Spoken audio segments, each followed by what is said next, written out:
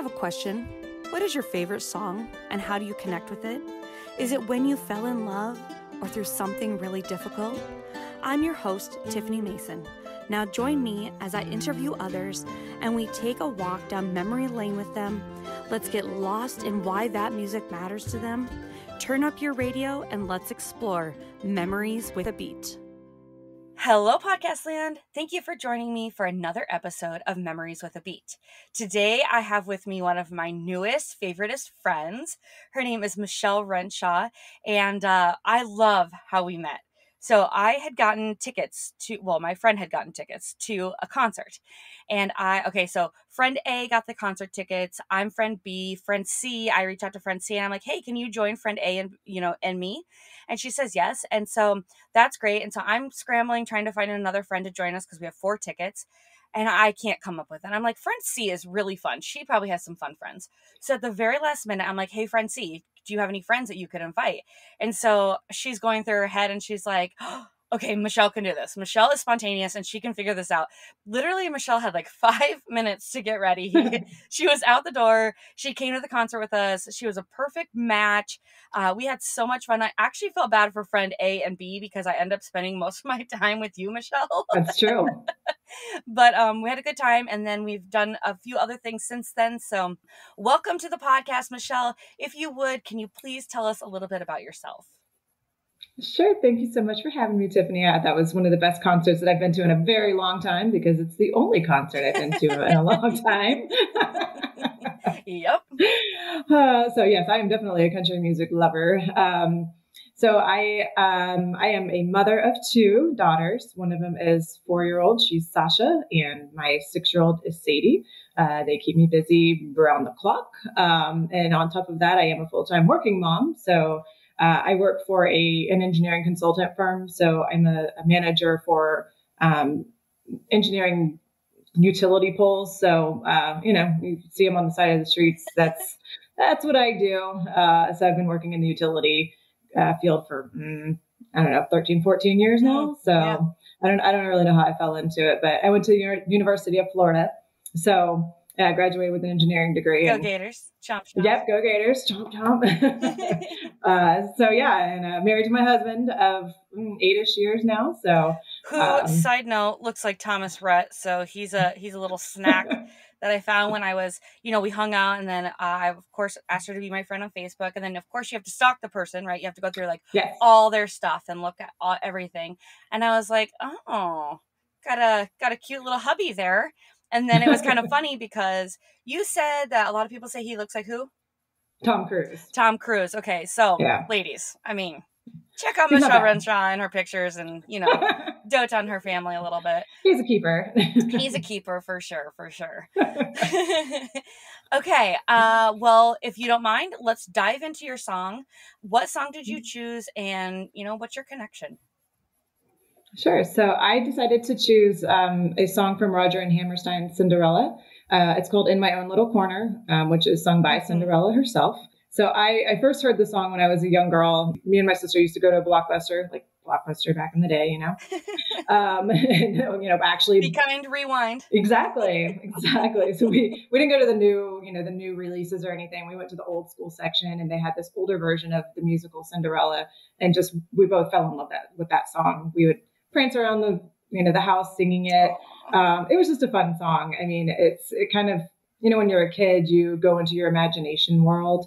And this was kind of a song about that. Like, no matter what's going on around you, good, bad, and different, you can just kind of escape and be whatever you want it to be. And I don't know, I always loved that because, with things, anytime things got rough as a kid, it was just kind of, that was that song that I went to just kind of escape whatever was going on. So, and then it was, a memory with my sister where we just clicked. We fought a lot, but, we would turn that movie on and we're like, okay, I'll be Cinderella, you be stepmom. And, so we had a good time just, playing around, and it led to other imagination type scenarios. So that was kind of my introduction to it. And then I got to see it a couple of times, when it would come to town. I've never seen it on Broadway, but, there's traveling type companies that come around and do Cinderella. So I've gone a couple times to see that. So then it came out, Disney did a production with Brandy and Whitney Houston. So that came out, and I remember watching that, probably as like a middle schooler or high schooler. And I just thought it was the coolest thing. The cast was very diverse. It was Brandy. I mean, Brandy was so huge back in the day. Yes. Whitney Houston, obviously, is a queen.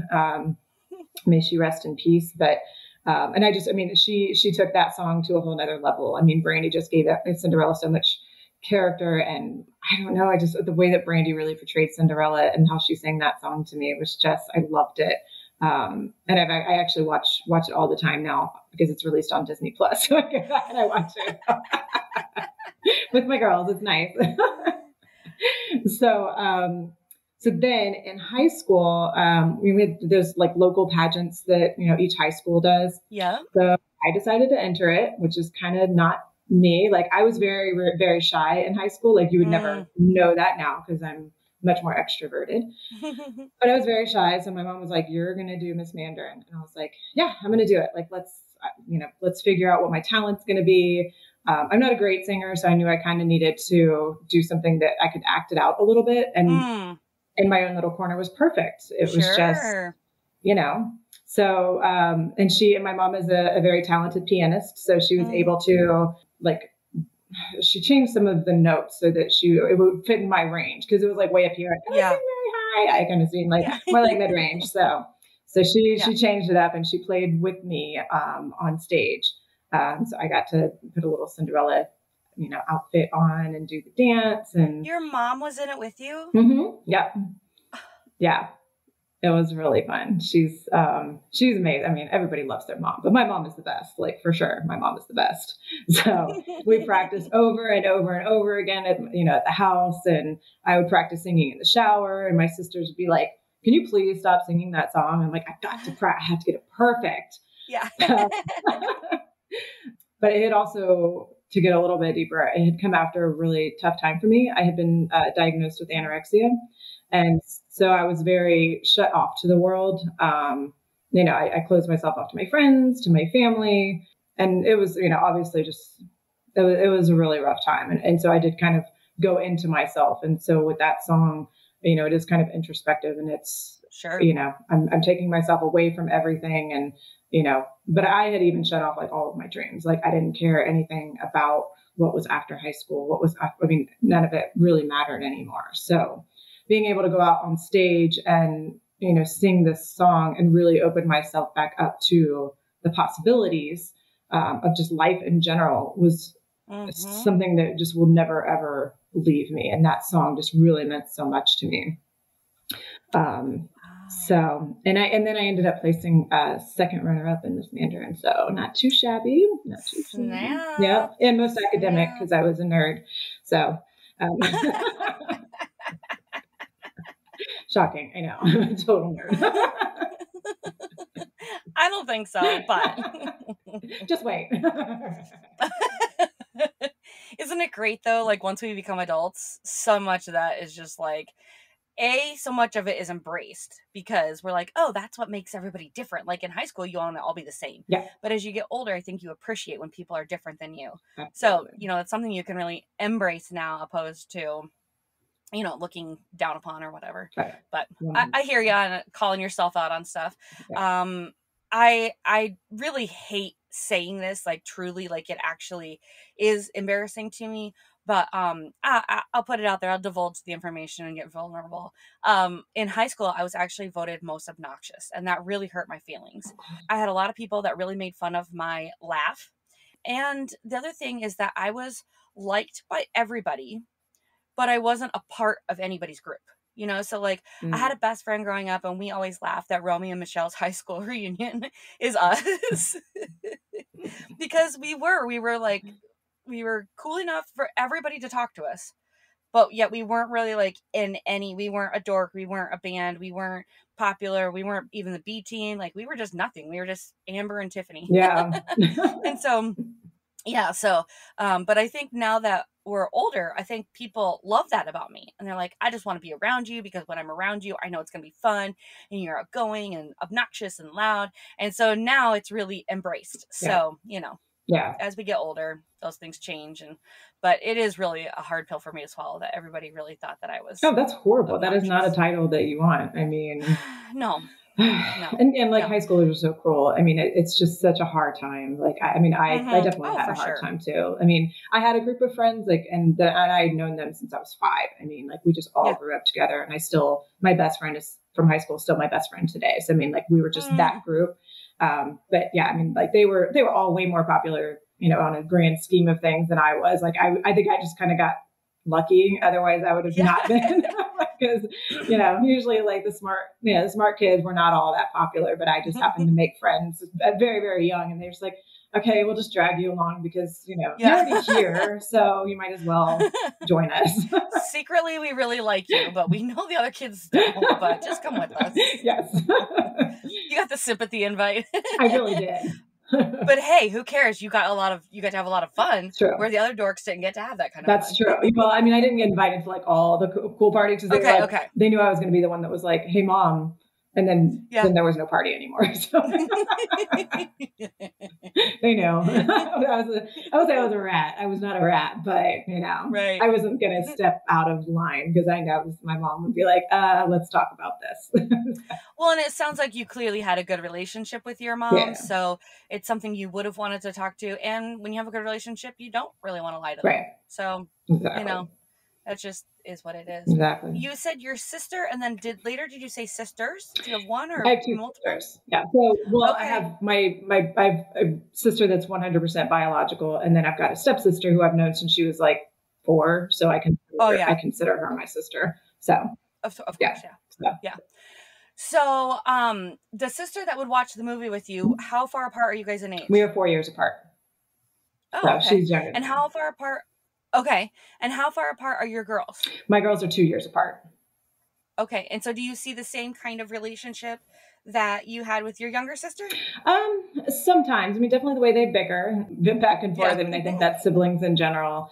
But I do see my sister a lot in my younger one because she's constantly following my oldest around and wanting to be part of. And it's a little easier because they are closer in age. Like Sadie's a little bit more chill with it. Like, oh yeah, come on, like that's fine. Like me, I was probably not that way. I was just like, you know, I was a good deal older. So I was like, no, you're either too small to do this or I'm too cool for you. But I could see now that like all she was just trying to do was like be a part of.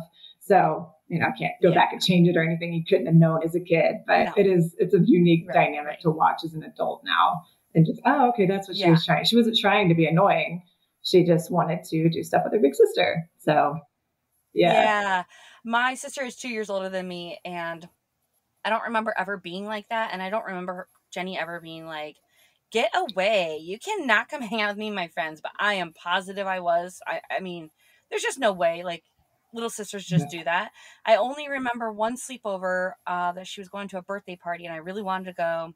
And the girl that she was sleeping over, the birthday party that she was going to, she had a little sister. So I got to go, but I had to hang out with the little sister, but we hung out with her. That is what happens. Like that is what little sisters are made for. So that's right. I completely agree. Yeah. So first of all, I love that you selected a musical. I have yet to talk to anybody that is a musical. The one song that I think comes close is Meet Me in St. Louis. I'm Dreaming of a White Christmas. That doesn't sound right. But there's a song in Meet Me in St. Louis, and we did that one. But this is like a true musical song. Yeah, which I just love. I love musicals. Now, has your husband ever gone to this musical with you? He's not gone to Cinderella with me. When we were, what did he go to me with? When we were in London, we traveled to London and we went to a musical there. We went to Les Mis. And he really enjoyed that. I mean, he probably wouldn't be so much into Cinderella, and I can't really blame him. No, right. So he's not over the top into musicals, but like Les Mis was, you know, it was fantastic. It was London. They were excellent performers. And he'll pretty much go. Like if I asked him to, he probably would go with me. So yeah, but I mean, most of the time I go to shows with my mom.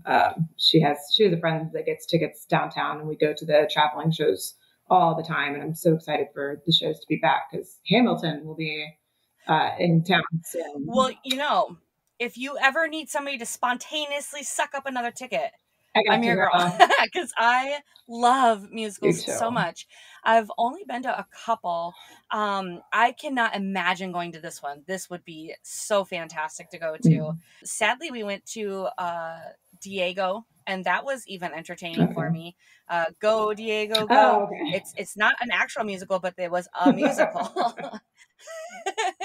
And sadly, I mean, just anything with music, I don't know what it is, but man, it just draws me in. And I know we were talking and you were talking about music, and I was like, oh, girl, you got to be on my podcast if you love music that much. So I'm really happy that we had the opportunity to come on here. Now, I know that you said I was it in high school that you kind of experienced some of that Yes.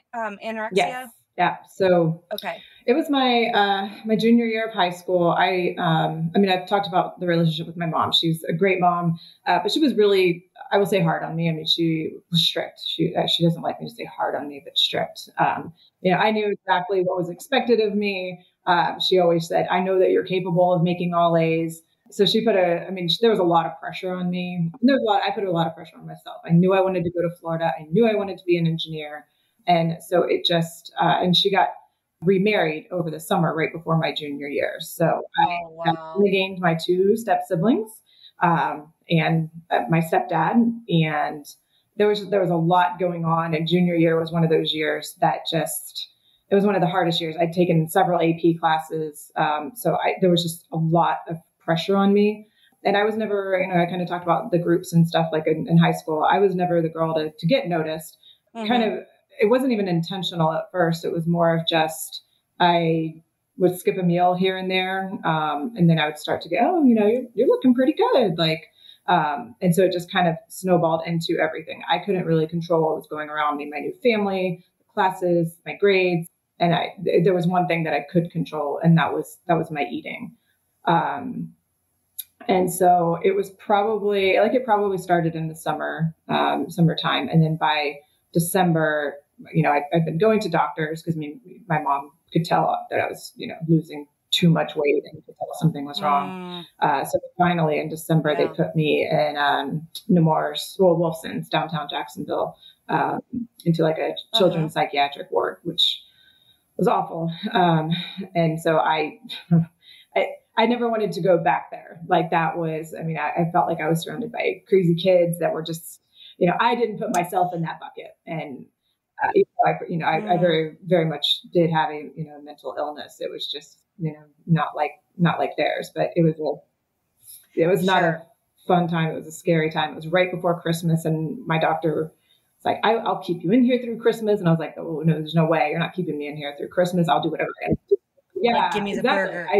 I remember very clearly that day just being like, okay, what's on? Because, they would show you what your meals were for the day. I don't care what it is. I'll eat it. It's fine. And then in my head, I remember thinking at the time, like, all right, I'll do just enough to get out of here. And then, I'll go on doing what I'm doing.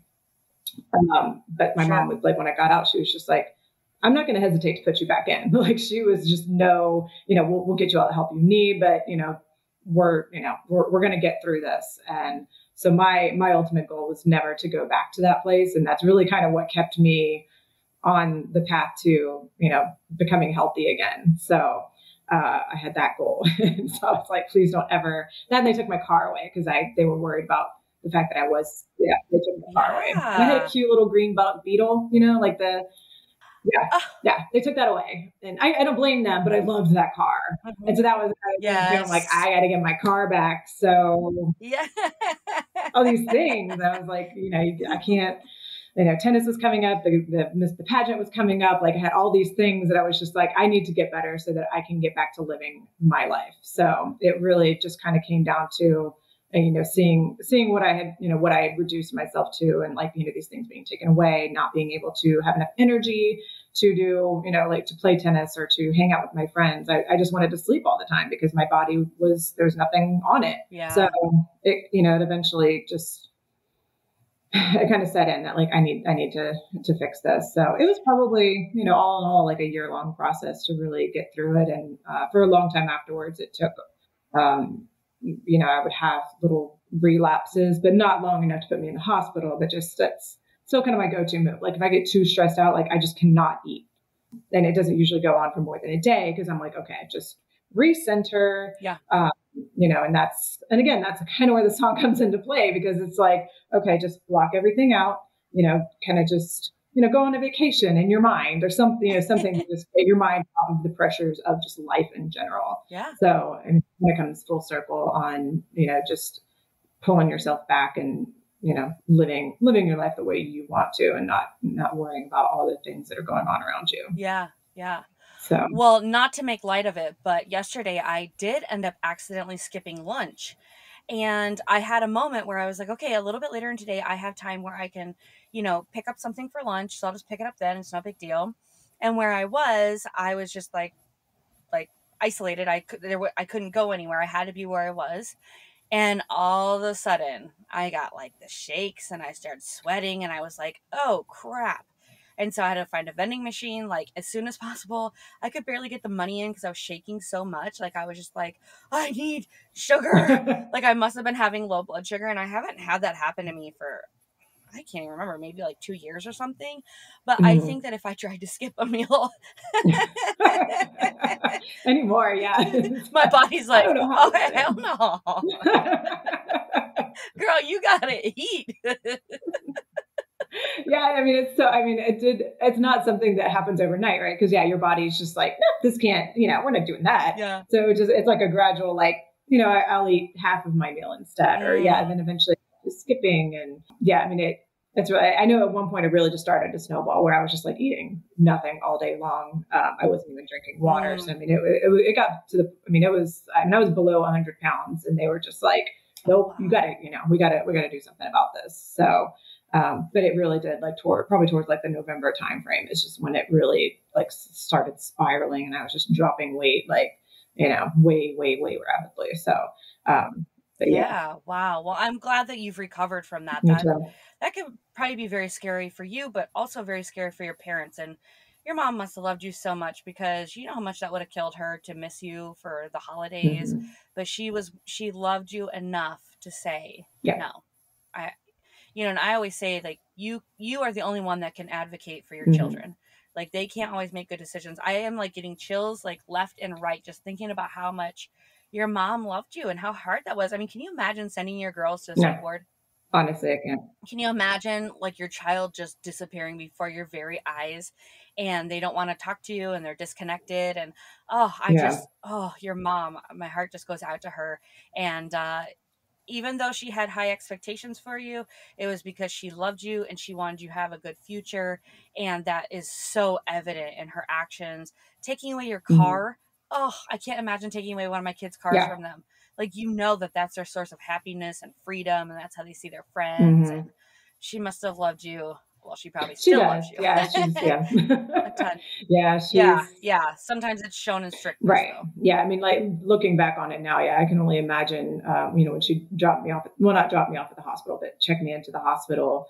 She told me, like, we're just going to go to the ER, you need some like blood drawn, something like that. She lied. She was taking me, to get checked into the psych ward. And oh my God, she probably was a hot mess.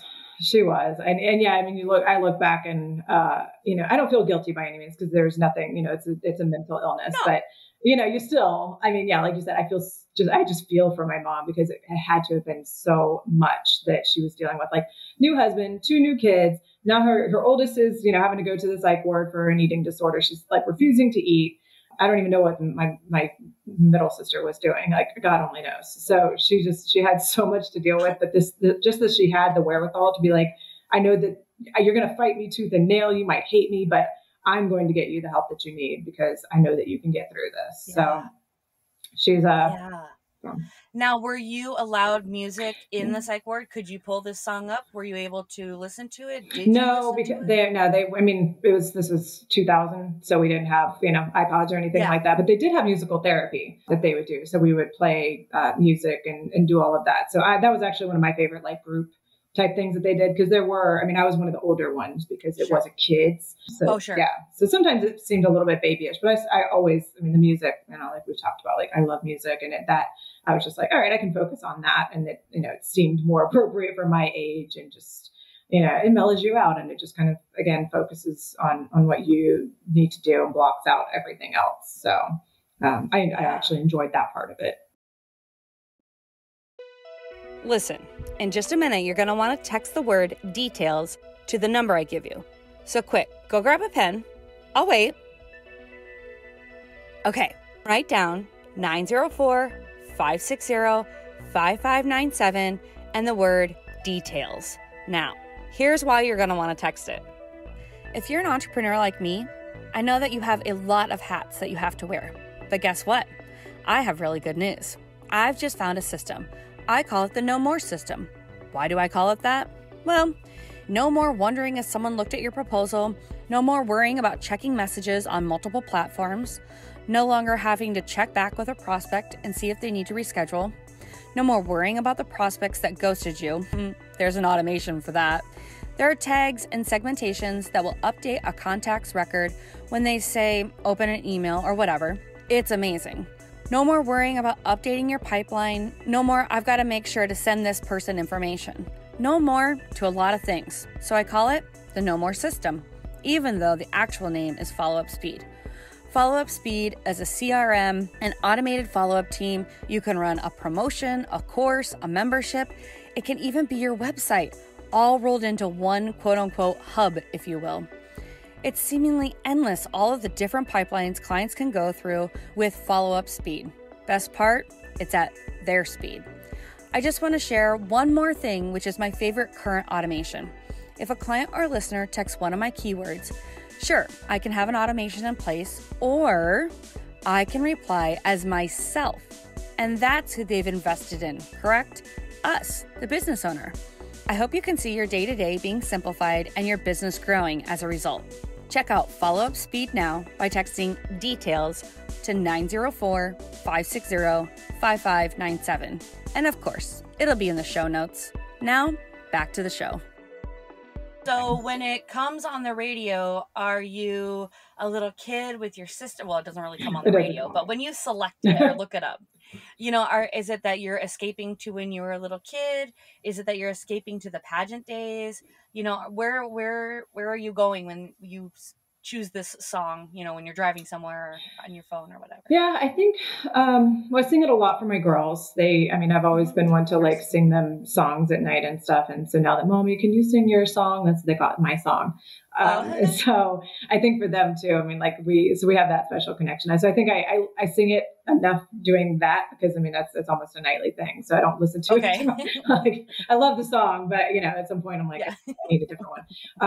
But they love it. And I think, I watched the Cinderella with Brandy with them, and they just, when that song came on, they're like, Mom, she's beautiful. That's your song. And I'm just, yeah, I just love it. There's nothing, I feel like there's just nothing that I can't kind of get myself through when I think about that song. Cause it's just like, when it says the world will open its arms to me, it's just like, yes, like, let me just embrace the world again. Refocus, like that to me is just, it's a refocus type song, and there's like flirty parts of the thing where it's, let me think, I have the lyric. Let's see. I'm the greatest prima donna in Milan. As is like, yes.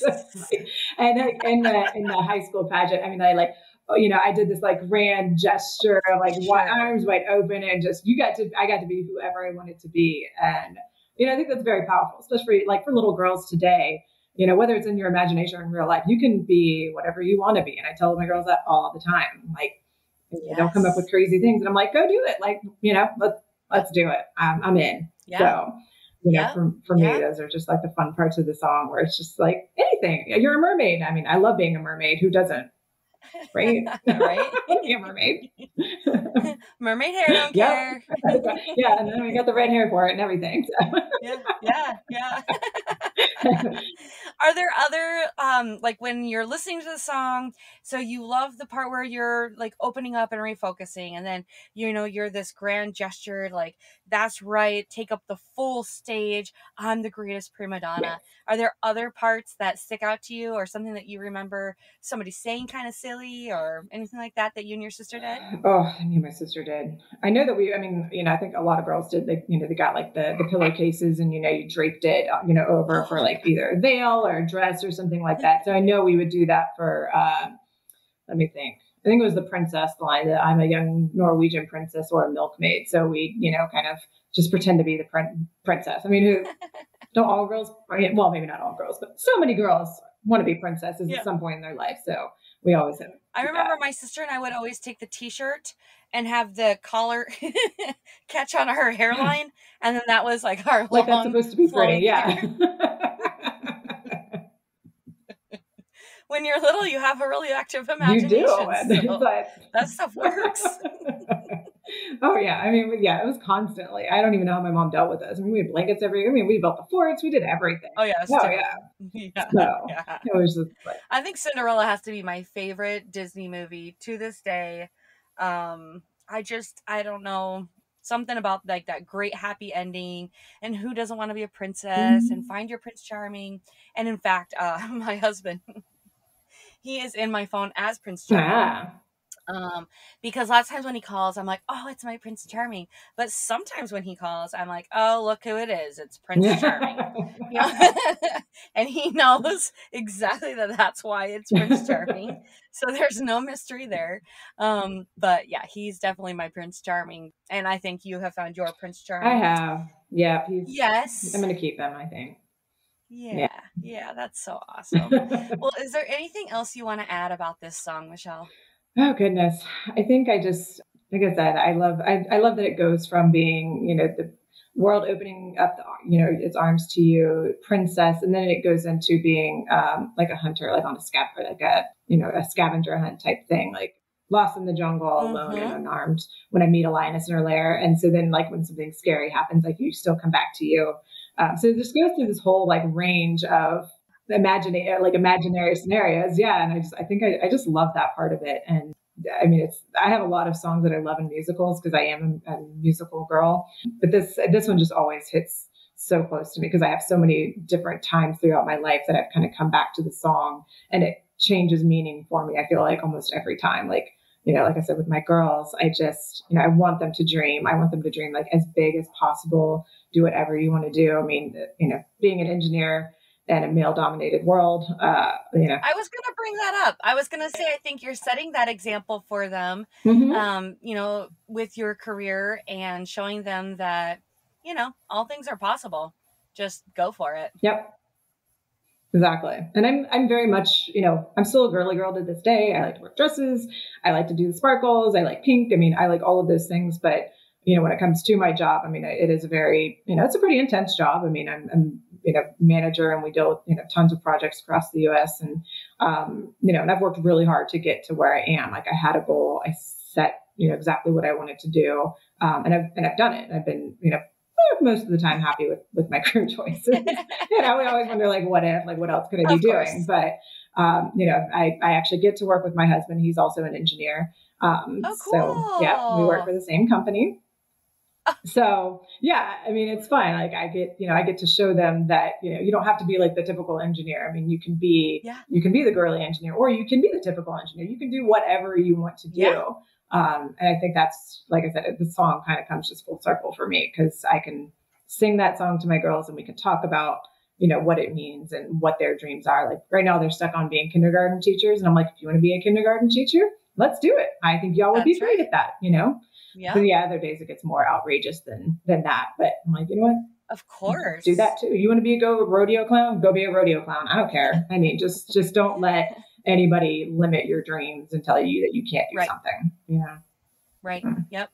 I know we have a son getting ready to graduate and he doesn't really want to go to college. We are trying to force him to go at least get a business degree, but we are really probably persuading him against that because we always say like find your passion, follow that, the money will follow, you'll fall into where you're supposed to be. Like it's good to have a plan and it's just like with everything else, be proactive, try to have a plan, but in the long run I think that they would be happiest if they just go for their dreams. So what's your dream? Let's make it happen. So I agree with that. Dream big and make it happen.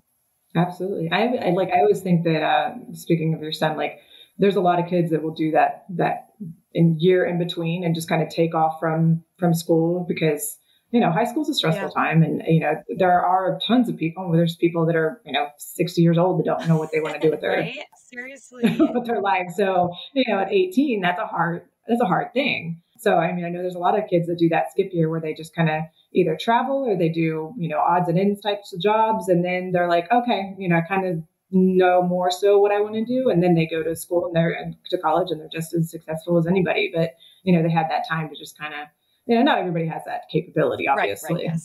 But, if you do, that to me, that sounds like a lot of fun. I agree. Before you're around. committed to somebody, before you have all these bills and all these expectations of you and responsibilities. All the bills. Well, thank you so much for your time today, Michelle. Thank you. I look forward to many more outings with you. It's been great getting to know you. My podcast audience, I hope that this episode was music to your ears. Well, that was fun, wasn't it?